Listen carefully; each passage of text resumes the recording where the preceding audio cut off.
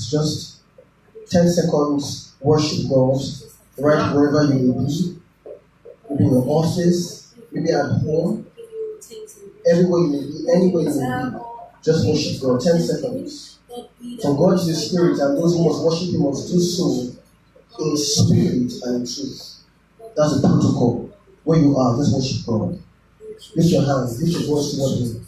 Pour out sweet oblations. By Him also, the Bible says, let us offer the sacrifice of praise to God continually. That is the fruit of our lips, giving thanks always to His name. Just do that. Give God that which you have. His praise, His worship. Lord, we worship you. Lord, we give you glory. We give you honor, Jesus. There is none like you. Blessed be your majesty, Jehovah. May your name be highly exalted. In the mighty name of the Lord Jesus Christ. Amen. In the mighty name of the Lord Jesus Christ. Amen. Thank you, Father. Thank you, Jesus. Honestly speaking, the presence of God here is so powerful. It's so palpable. And in such an atmosphere, what my mentor calls an anointing-mosphere, anything is possible. If it's healing you want, receive it. If it's a breakthrough you want, receive it. Amen. If it's a turnaround in your life, receive it. Amen. It is anointing-mosphere in the mighty name of the Lord Jesus Christ. Amen. I pray for everybody who is going through a spirit of addiction. That's coming to my spirit right now. Any addiction, masturbation, maybe drugs, cocaine, amphetamine, heroin. I don't know what it is, that addiction in the mighty name of the Lord Jesus Christ, by the power of the Holy Ghost, is broken off of life. In the name of the Lord Jesus Christ, know yourself. But that addiction has come to spiritual end. Be healed. You have been delivered. Oh Lord, in the mighty name of the Lord Jesus Christ. Thank you, Father. Oh, thank you, Lord Jesus. God is here. He's so here strongly. My God. Thank you, Jesus. Blessed be your name. In the mighty name of the Lord Jesus Christ. Amen. So, every Lord, we say thank you. Be blessed and be highly exalted. Amen. Your people have gathered together, Lord, under one covering, under one umbrella. And we're asking, Lord, as the chief shepherd, that you release words of wisdom, tailor-made words, through your human instrument that will address everybody's need who is online and who are here as well. That you will deliver them, that you will heal them, that you will preserve them, you will protect them, you will lift them up, take them to the next level of glory and grace. In the mighty name of the Lord Jesus Christ. Amen. So Lord, we say thank you for answering my prayer. Thank you, Jesus. Blessed and be highly exalted. Amen. In Jesus' mighty name. Amen. And God's people say, Amen. Amen and amen. Praise God. Hallelujah. Oh my God, God is so powerful here. God is so powerful here. Thank you, Lord. Amen. Thank you, Lord Jesus. Thank you, Jesus. Amen. Thank you, Lord Jesus. Amen. Hallelujah. God is so powerful here. Wow. Thank you, Lord Jesus. Amen. Thank you, Heavenly Father. Alright, guys, without further ado, we're going to go to the sermon. It's a continuation of a series that we started last week Sunday, titled The Ministry of Moses. So, this is the second installment, The Ministry of Moses, Part 2. Praise God. And the Holy Ghost tagged this month as a month of emancipation, liberation, deliverance, and preservation. May all of these things become a perpetual reality. Amen. In the mighty name of the Lord Jesus Christ. Amen. Emancipation, deliverance, liberation. Amen. You will enjoy these things in the name of the Lord Jesus Christ. Amen. Ministry of Moses. Moses was a man that was so profound, handpicked by God, at such a time that Israel needed a deliverer. Moses appeared, was trained by God for 40 years in Egypt and 40 years in the wilderness. And then appeared at the age of 80 and wrought mighty signs and wonders, broke the backbone of Tyrann in Egypt, released the people of Israel. Praise God. And then God began to do mighty signs and wonders in their midst and led them all through the wilderness of sin into their promised land. May you enter your promised land today in the mighty name of Lord Jesus Christ. Amen. Praise God. And I told you that Moses' ministry can be divided into two. Praise God. Two faces describe the ministry of Moses. The first stage is what? Deliverance. And the second stage is what? Preservation. And then I said that the deliverance phase of Moses' ministry can be divided further into two. Praise God. The judgment of the powers of darkness and the leadership of the people that have been delivered into their promised land. So you're taking them away from the powers, the jurisdiction of the powers of darkness. Why is this important? Because if you judge the powers of darkness and you leave the captives there, the generation of the evil people that are coming after will still recapture the people that are made free. Am I making sense? Yes, sir. So after the powers of darkness have been judged, the people who were initially captives must be led away into their promised land. Making sense? Yes, sir. And we read in Obadiah chapter 1 verse 17. And upon Mount Zion shall be what? Deliverance and holiness, and the house of Jacob shall possess their possession. So the first stage of Moses' ministry was deliverance. We looked at that already. To catch up on that sermon, just go to our Facebook page, right? The Virtual Contingent Church. To catch up on that sermon is powerful.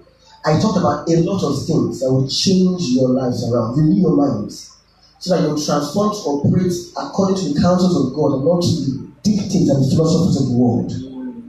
I said something that when a believer is saved, he is delivered once and for all from the powers of darkness. Praise God. He has delivered us from the powers of darkness and translated us into the kingdom of his dear son. Praise God. Hallelujah. So once you've been delivered, once you've been saved, once you are born again, you don't need deliverance anymore. It's a wrong theology in the body of Christ. Say, go and do deliverance. So you're acting somehow. And the person is born again, he doesn't need deliverance. What he needs is the second part of the sermon I'm about to preach now. Preservation. Praise God. This is deep. And I said, as believers, we don't wrestle with the powers of darkness. We don't. Praise God. Because we are seated with Christ in heavenly places, far above every principality and power. Is both dispositional and spiritually positional. Praise God. Now, if I'm with Christ and I'm resting, why am I still resting? There's only one condition where the believer will wrestle. I'm about to explain that to you. This is like a summary of last week's sermon.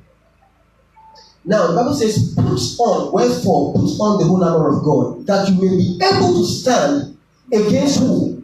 The wiles of the devil. That's verse 11. Then verse 12, against the evil day. He didn't say to fight against the devil. Am I making sense to us? Yes, sir. Number 1, wiles of the devil, verse 11. Verse 13, against the evil day.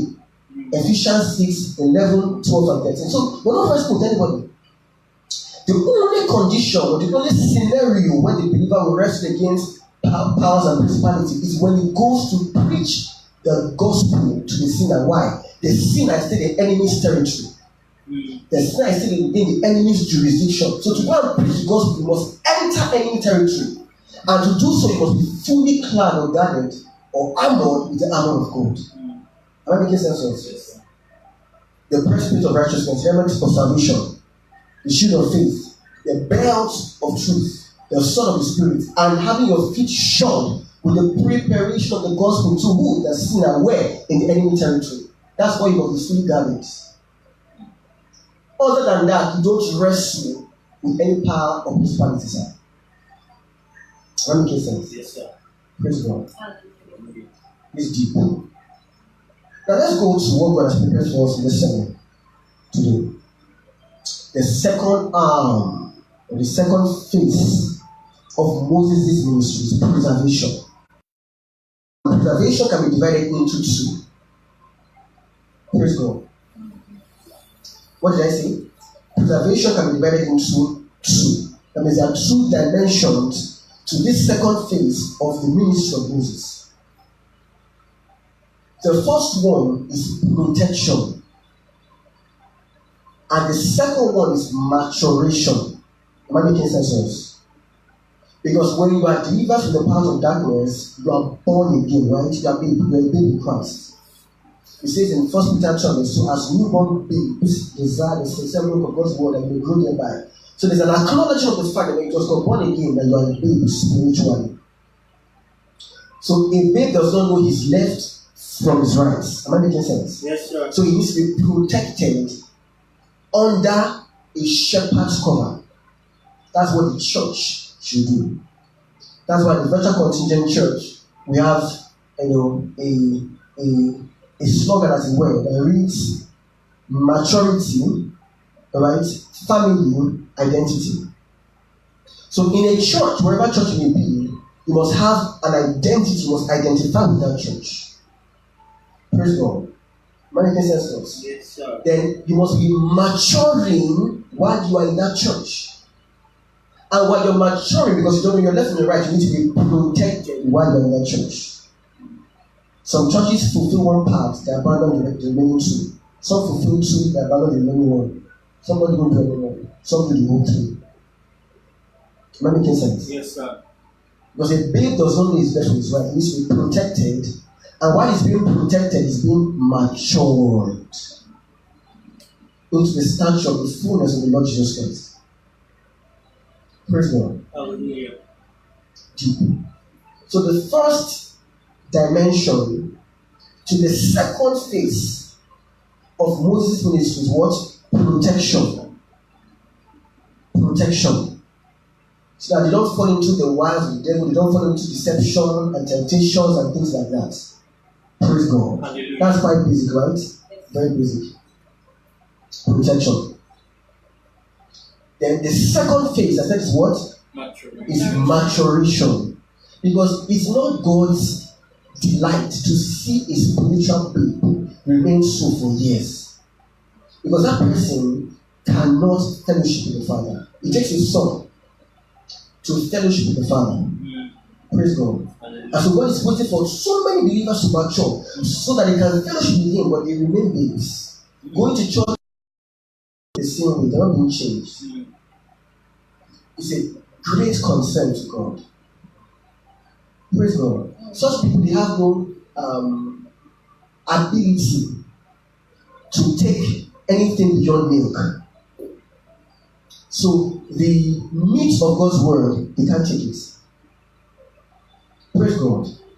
Hebrews chapter 5 verse 14. Let's go there. Hebrews chapter 5 verse 14. It says, but strong meat belongeth to them who are full of age, even those who by reason of use have exercised their senses to discern between good and evil. Praise God. It is such people that God wants to fellowship with because they have the ability to fellowship with Him. They are sons. They are not just babes in the body of Christ. Praise God. Hallelujah. Am I making sense to this? Yes, sir. This is very, very deep, guys. So it should be the desire of every true shepherd to see the flock maturing, growing in both knowledge and understanding. That is the desire of a true shepherd. So if I see you 2 years from the day you came to church, you should talk differently.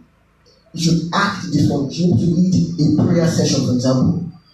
You should be able to take a charge. You don't need to be a pastor to do that. You don't need to be a minister to do that. Lead prayer points. You need to prophesy, hear the voice of God, see visions. All of these things, the believer should be matured into that possibility, into these realities in Christ. Am I making sense to us? Yes, sir. Praise God. Hallelujah. Hosea chapter 12, verse 13. Again, it's a summary of the ministry of Moses.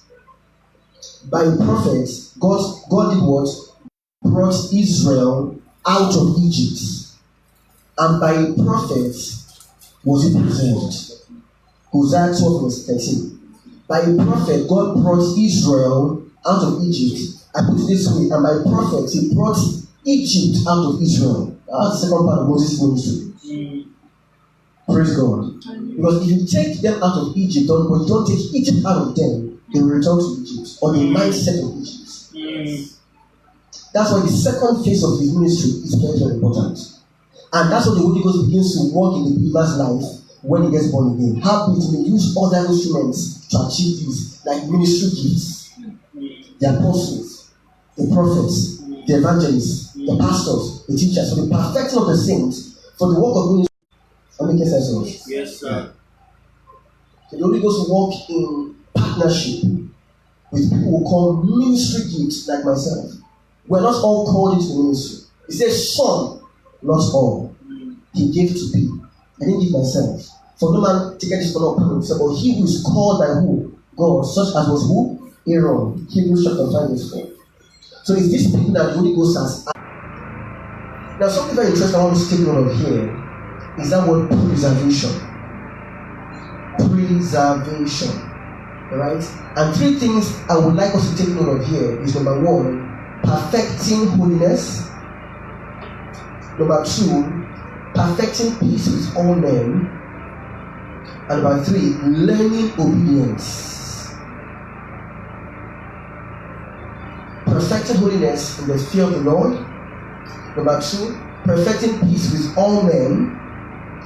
And number three, obedience, learning obedience. If these three things are solid in a believer's life, is preserved, the question now becomes preserved from what? Praise God. Guys, can I go a bit deeper? Because I'm trying to gauge this preaching. Can I go a bit deeper? Yes, sir. If I'm telling you now that we have been delivered from the powers of darkness, what are we being preserved from? Remember that in the wilderness, called the wilderness of sin, Exodus chapter 15 calls the wilderness of sin. Praise God. The people of Israel were still exposed to things like serpents. Break the hedge and the serpent to what? Bites. The hedge represents the laws, the universal laws that operate both in the realm of the spirit and in the realm of the natural.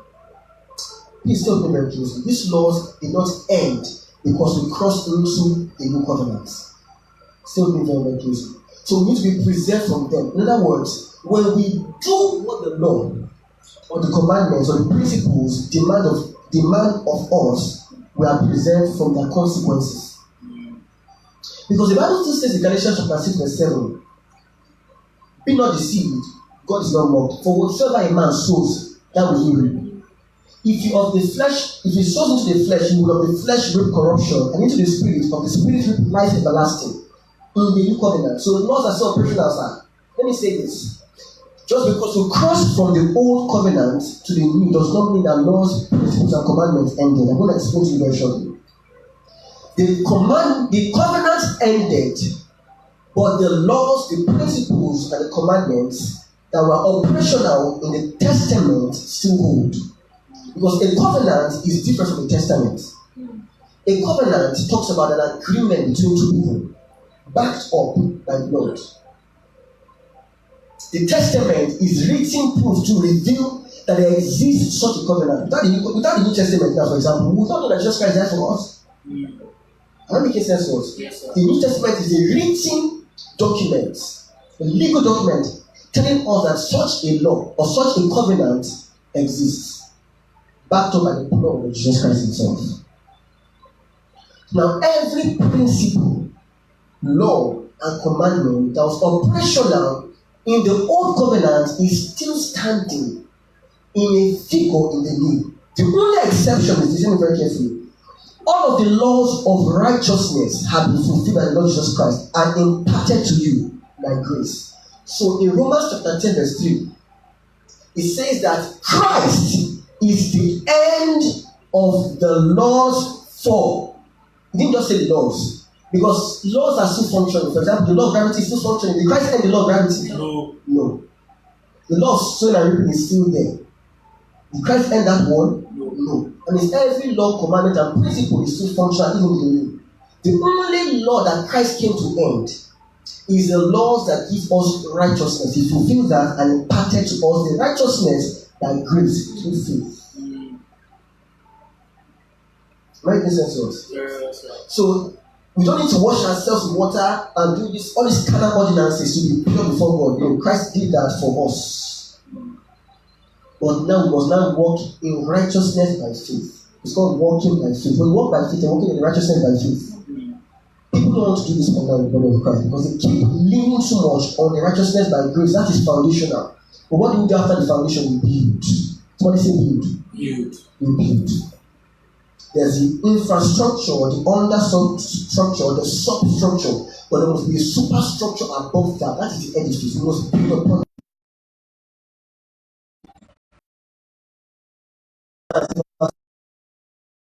You cannot do the foundation, sir. Upon the foundation.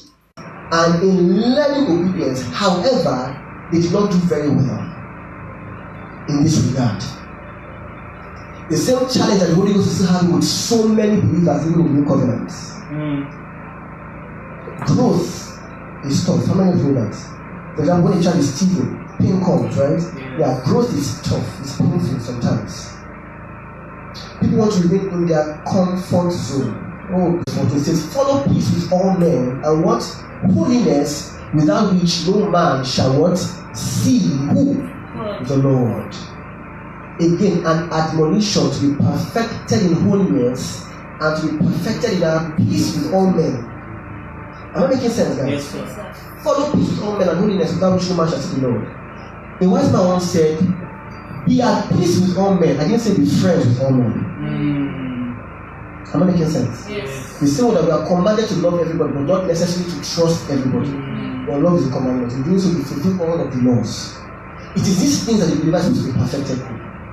Not keeping minds up and down. Everybody's always angry with you, always angry with everybody. Why? Praise God. Follow peace with all men and holiness, without which no man shall see the Lord. 2 Corinthians chapter 7 verse 1. Having therefore receiving all of these precious promises, dearly beloved, let us cleanse ourselves from every filthiness of the spirit and flesh. How? Perfecting holiness in the fear of the Lord. Yeah, people tell you that when you're born again, you are a new man in Christ Jesus, and that's all. But the Bible says, cleanse even your spirit from filthiness. Do you want to argue with Paul, the apostle of grace? I don't think so. Praise God. It's a continual working that we must keep engaging in. Praise God. This is a proof that truly you are matured, and you have matured, and you are maturing in the faith. Praise God. Hallelujah. I don't know if I'm preaching to you guys this morning. Yes, sir. Praise God. Hallelujah. This is very deep stuff. Now, as an apostle, by the election of grace, this is our heart's cry, our heart's desire, like Paul said, to see Israel saved. But since I bear with them, or I bear record with them that they have been zeal, but not according to knowledge. Romans chapter 1 verse 1. The apostles desire to see believers to grow up. I don't like to see people the same way. Year in, year out, just the same way. You can't pray, you can't prophesy, you can't hear the voice of God, you can't tarry, you can't fast. That's why I preach a lot about spiritual discipline. Not because I'm legalistic, no. I preach this because it's the proof that you are maturing in the faith. Praise God. When your heart is available to God, your mind is usable by Him, your soul is willing, your body is able. Because you have surrendered all to Him. You are now a perfect human instrument to be used by Him to express His divinity upon the earth. Truly, that person is mature. That is God's desire. That's the apostle's desire as well. To see believers grow and mature in faith. So when I talk like this, not because I'm legalistic. No, I'm not. I understand the place of grace. I understand the place of applying principles and protocols in the Spirit. Praise God. They go hand in hand, sir. I'm making sense. Yes, sir. What did the author of Corinthians, the book, the epistles to the Corinthians, what did he say? The apostle of grace. But by the grace of God, I am what I am. But this grace that was given to me or bestowed upon me was not in vain. How? Because I labored abundantly more than all. Labor. See now. There's work to do. There's work to be done. Yet not I, but the grace of God that was with me, as it is with every believer. For of His grace have we received. For of His fullness have we received grace for grace. That's what the Bible says. Praise God. So the grace made available to Jesus, even the believer, has the same thing. The problem is that the believer needs to grow in knowledge and wisdom and understanding. 2 Peter chapter 3 verse 18, but grow in grace and in the knowledge of the Lord Jesus Christ. It didn't say grow, it didn't say that grace will grow for you. No.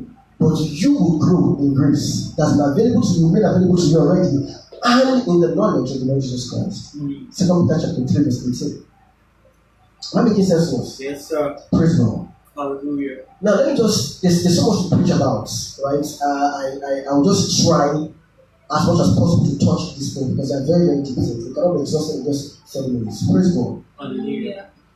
One of the things, if not the most paramount thing that God seeks to achieve in a believer is to make him to understand laws, commandments, and principles. Let me very carefully say this.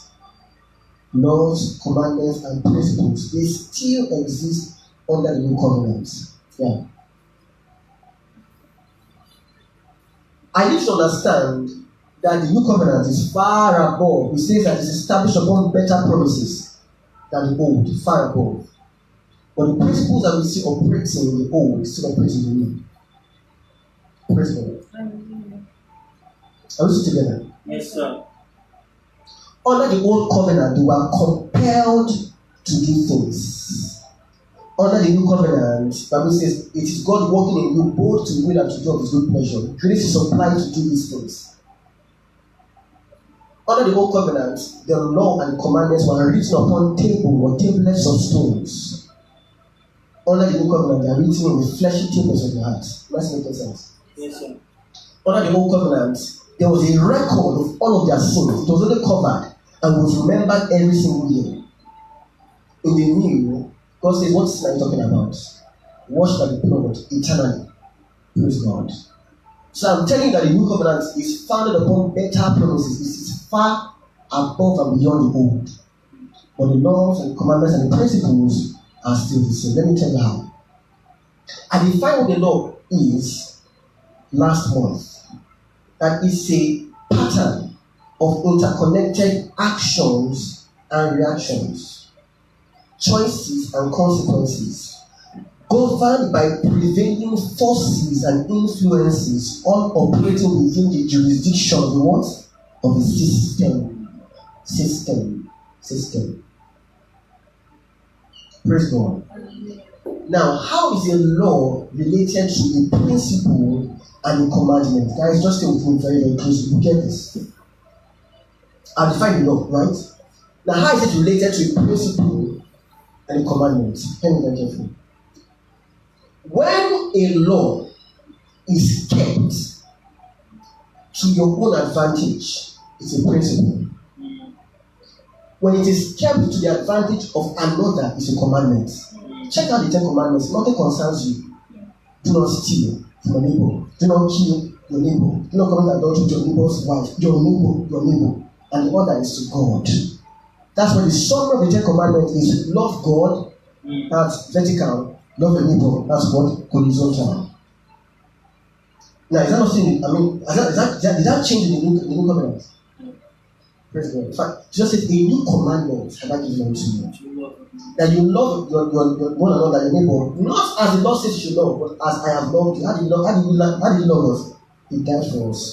Greater love has no man than this, that a man lay down his life for his friends. I think I'm preaching. Praise God. So when a commandment is exploited or kept to the advantage, to the benefit of your neighbor, is called a commandment. When you keep a law to the benefit of your neighbor, it's called a commandment. It's not a compulsion. We think that when we hear commandment, we think it's do it. No. It is governed by a law as well. That's why when you do harm to your neighbor, that harm comes back to you. Praise God. Do you know what I said? Yes, sir. That harm comes back to you. It's only grace that exempts us in the new covenant. Praise God. The law still holds. Grace exempts us from the consequence of the law. Am I making sense to us? Yeah. Therefore, it says, come boldly to the throne of grace that you may obtain mercy and find grace to help in time of need. That's why a believer, let me explain this to you. If a believer kills maybe in rage or in his wrath, kills somebody, and the Lord catches him, what will the Lord do to him? The Lord will kill him. Am I?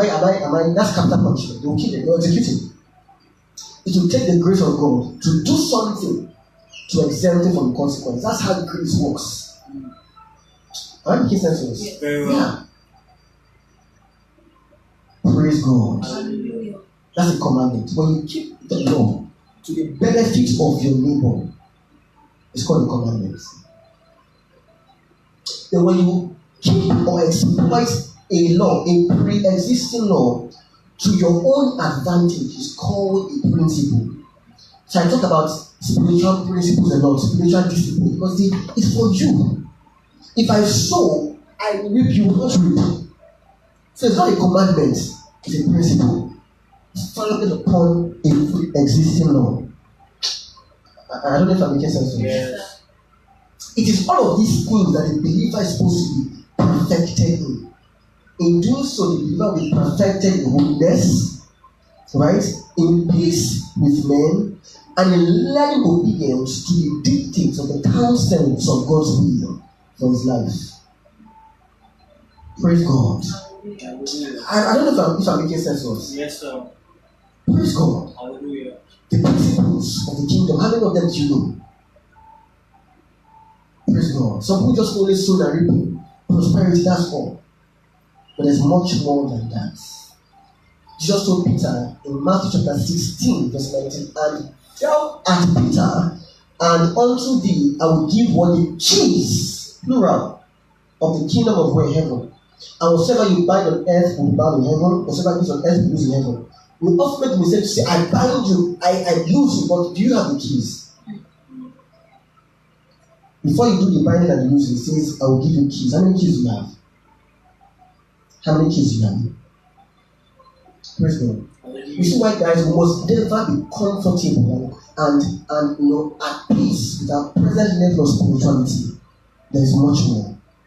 There is much more. We can keep going deeper and deeper, higher and higher in these things. Don't ever be comfortable with what you are. Especially when you know that there is more. Praise God. When will the promises of God, Jesus Christ, become a reality in your life? You shall lay hands on the sick and the sick shall recover. When have you done that? You shall cast. Some people have never cast out devils in their life. They have never done that. Some people have never laid hands upon somebody else to impart the baptism of the Holy Spirit. They've never done that. Yet all of these promises are written about you in the Gospels and in the Epistles. Praise God. Praise God.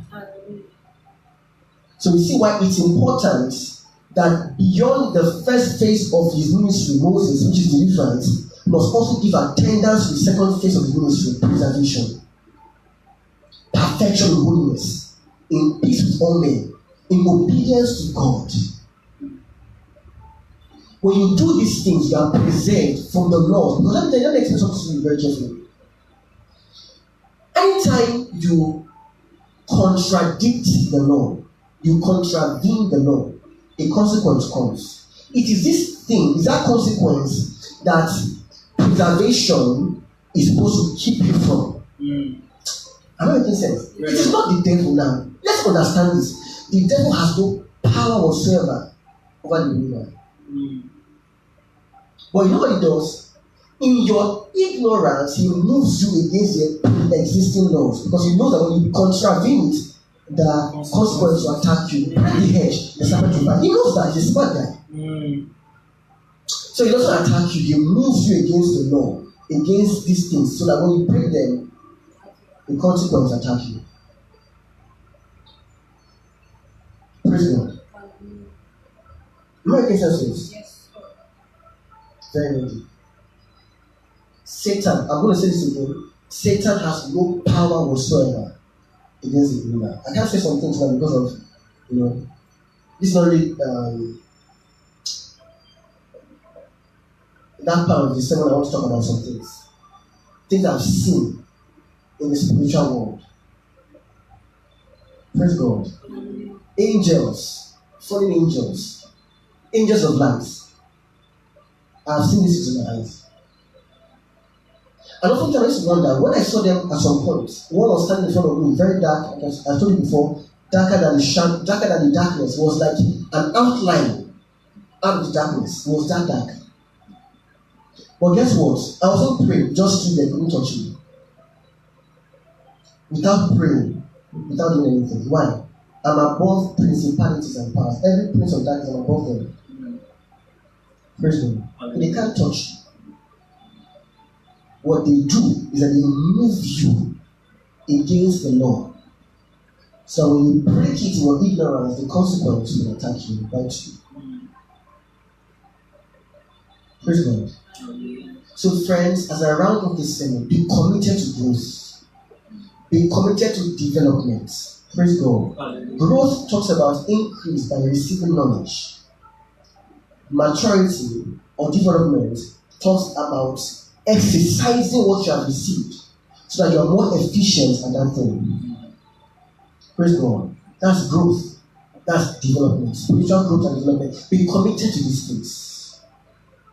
God wants to raise mighty people in families to bring them out of yokes and bondages, but you can't find anybody who is committed to spiritual growth and development. So that family is suffering from different things, yet the deliverer is right there. Their own Moses is right there. But because he's not committed to growth and development, he's still where he is, and the family is still under shackles, chains, and bondages. I pray for every single person who is online, under the sound of my voice. Every point and every place where the enemy has bound you, by the power of the Holy Ghost, I break you from them in the mighty name of the Lord Jesus Christ. Amen. You are liberated. Amen. You are emancipated. You are delivered in the mighty name of the Lord Jesus Christ. Amen. Thank you, Lord, for answering my prayers. Thank you, Jesus. Be blessed and highly exalted. Amen. In Jesus' mighty name. I'm going to give us just a minute to pray and say, Lord, I consecrate my life to you. It's called a prayer of consecration or separation. And Lord, see, I'm tired of being a babe. I want to grow into a son. I want to enjoy fellowship with my Father. Want me to pray that prayer, Lord? Come again. Wake me up at night. Stir up the fire that I once had for you. Bring me closer to the place of communion. Make me establish in the place of fellowship with you. Pray. When your heart desires truly God, He will come for you. Because you have sought Him.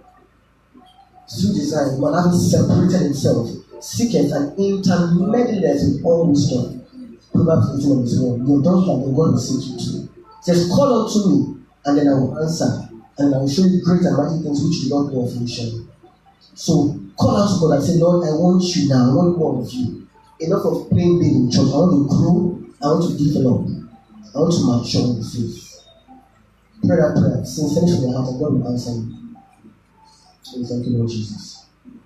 Lord, we thank you. You heard the voice and the words of the people. I pray, Lord, therefore, that you will initiate a new move in their lives. Amen. That you begin to revisit them, Lord, in the early hours of the day. Amen. 4 a.m., 5 a.m., those hours. Those times of intimacy and fellowship and communion. Lord, begin to do that for them now. I strengthen you in the place of communion. I strengthen you in the place of fellowship. May the requisite knowledge and understanding that you need be delivered to you. Apply them in the mighty name of the Lord Jesus Christ. I pray for angelic help. Angels can help. They did it to Jesus in the Garden of Gethsemane. I send an angelic entourage to you. They will strengthen your mortal body above his infirmities, above your temperaments, above anything that limits you from being stabilized in the presence of God. In the mighty name of the Lord Jesus Christ. Thank you, Lord, for answering our prayers. Father, be blessed and be highly exalted. In Jesus' mighty name, we have prayed. And God's people say, Amen. Amen and amen.